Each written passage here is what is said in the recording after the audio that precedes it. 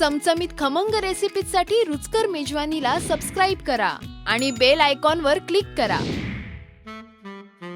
Chinese cooking मध्ये सर्वात flavourful आणि झणझणीत असा मस्त सगळ्यांना आवडणारा सॉस म्हणजे शेजवान सॉस। याकरता आपल्याला काश्मीरी लाल मिरच्या घ्यायच्या आहेत। या मिरच्या भिजवून ठेवायच्या आहेत। आयदर तुम्ही ओव्हरनाईट रात्रभर भिजवून ठेवू शकता किंवा सकाळी कुकर मध्ये घालून 2 शिट्या घेऊ शकता, तरीही काम आपलं होऊन जातं। तर या मिरच्या आपल्याला ग्राइंड करायच्या आहेत अगदी बारीक। पाणी एक्स्ट्रा काढून घ्यायचं आहे।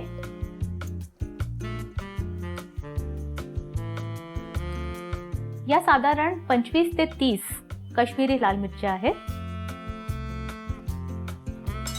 आणि या ग्राइंड करताना आपल्याला पाणी घालायचं नाहीये।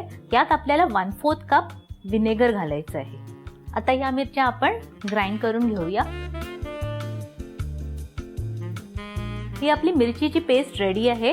ही 1 कप पेस्ट होते आपली। तर आता आपण शेजवान सॉस बनवायला सुरुवात करूया।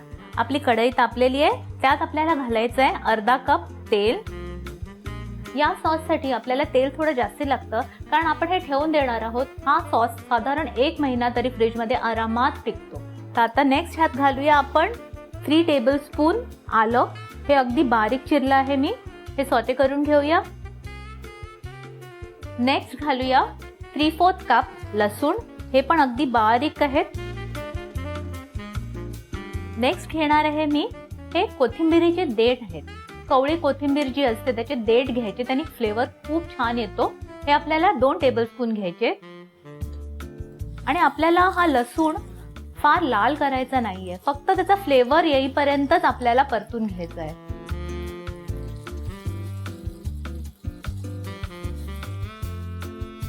आता यात आपण ही जी मिरचीची पेस्ट आपण केली होती ती घालूया।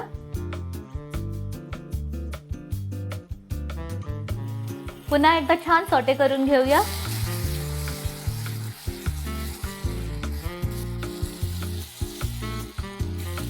आता नेक्स्ट यात घालूया आपण टोमॅटो केचप। हा अर्धा कप मी घेतलाय।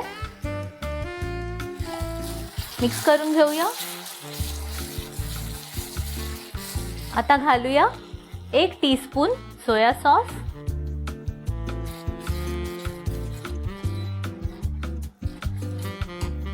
1 टीस्पून मिरी पावडर म्हणजे पेपर पावडर, 1 टीस्पून साखर